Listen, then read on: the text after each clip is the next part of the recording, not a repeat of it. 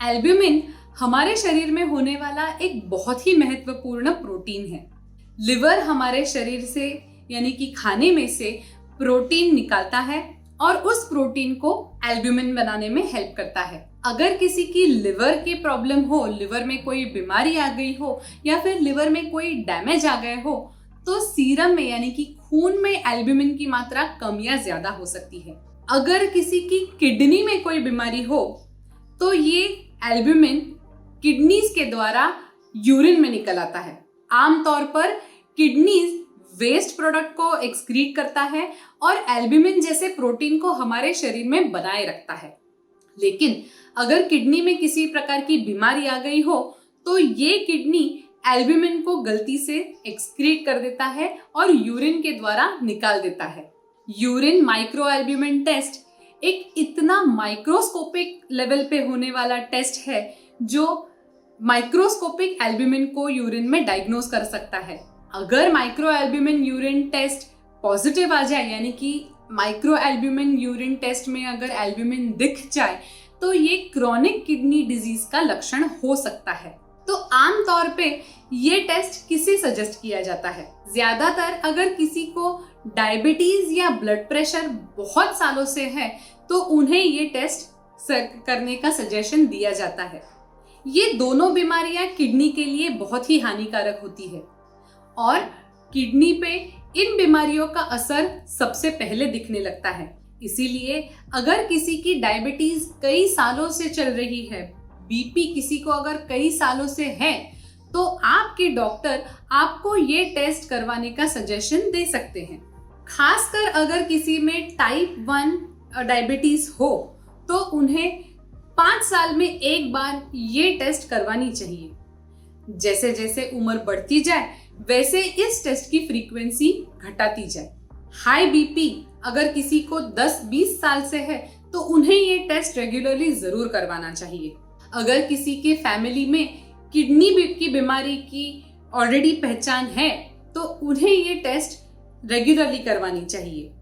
साथ ही साथ अगर आपको कोई किडनी की बीमारी पता है और आपको कोई किडनी की बीमारी डायग्नोज हो चुकी है तो आपको भी ये टेस्ट रेगुलर बेसिस पे करवानी चाहिए। ये टेस्ट आइदर एक रैंडम टेस्ट किया जा सकता है। रैंडम टेस्ट यानी कि दिन के किसी भी टाइम पे आपको यूरिन का सैंपल कलेक्ट करने का सुझाव दिया जाएगा और उस यूरिन के सैंपल को एल्ब्यूमिन के लिए स्टडी किया जाएगा। फिर होता है टाइम्ड टेस्ट। यूजुअली ये टेस्ट 2 घंटे का होता है। शुरुआत में यूरिन का सैंपल लिया जाता है और 2 घंटे के बाद एक वापस से सैंपल लिया जाता है और उन दोनों सैंपल्स को स्टडी किया जाता है। और तीसरा टाइप होता है 12 आवर या 24 आवर यूरिन टेस्ट। एक स्पेशल कंटेनर में 24 घंटे में होने वाली हर एक यूरिन को कलेक्ट किया जाता है। एक दिन के बाद यानी कि 24 घंटे के बाद इस यूरिन के सैंपल को जितना भी यूरिन आए, 2 लीटर 3 लीटर जितना भी यूरिन आए, इस पूरे यूरिन को स्टडी किया जाता है और इस पूरे यूरिन में एल्ब्यूमिन की मात्रा रिकॉर्ड की जाती है। यूजुअली ये टेस्ट ज्यादा प्रिसाइज है ये समझने के लिए कि यूरिन के द्वारा एल्ब्यूमिन एक्सक्रीट हो रहा है या नहीं। इसी प्रकार से ये टेस्ट ज्यादा अच्छी तरह से बता सकता है कि किसी की किडनी में बीमारी है या नहीं।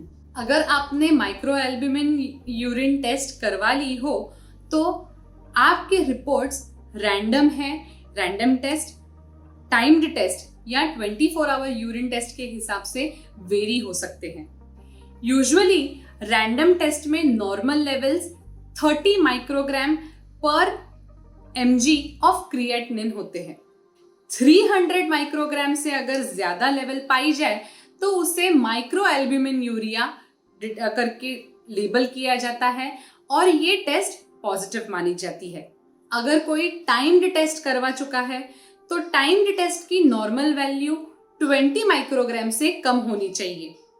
200 माइक्रोग्राम या फिर उससे ज्यादा अगर किसी की एल्ब्यूमिन की रिपोर्ट आए टाइम्ड टेस्ट में तो ये माइक्रो एल्ब्यूमिन यूरिया पॉजिटिव माना जाता है। अगर कोई 24 आवर यूरिन टेस्ट करवा चुका है तो उनकी नॉर्मल लेवल 30 मिलीग्राम से कम होनी चाहिए। यूजुअली ये टेस्ट कुछ नॉर्मल फिजियोलॉजिकल फैक्टर्स की वजह से भी मॉडिफाइड हो सकते हैं। हमारे शरीर के एल्ब्यूमिन के एक्सक्रीशन कुछ फैक्टर्स की वजह से वेरी हो सकते हैं। ज्यादातर एक्सरसाइज की वजह से एल्ब्यूमिन का एक्सक्रीशन बढ़ सकता है। किसी को अगर बुखार हो तो उनमें भी एल्ब्यूमिन का एक्सक्रीशन ज्यादा हो सकता है। इसीलिए अगर आपके डॉक्टर ने ये टेस्ट करवाने का सजेशन दिया हुआ है तो अपनी रेगुलर दवाइयों के बारे में अपने डॉक्टर को जरूर इन्फॉर्म करें। हो सकता है कि आपके डॉक्टर आपको कुछ दवाइयां कुछ दिनों के लिए बंद करवाने का सुझाव दे, लेकिन एक बात बहुत अच्छी तरह से याद रखें, यह टेस्ट एक स्पेशल टेस्ट है और इस टेस्ट के एक्यूरेट रिपोर्ट्स पाने के लिए एक अच्छी लैब का होना बहुत जरूरी है। अगर आपको किसी अच्छी लैब का सुझाव चाहिए तो इस वीडियो के डिस्क्रिप्शन में जाएं और लैब का नाम पाएं। साथ ही साथ अगर आपने अब तक हमारे इस चैनल को सब्सक्राइब नहीं किया हो तो तुरंत लाल कलर का बटन दबाएं और हमारे इस चैनल को सब्सक्राइब करें। Thank you.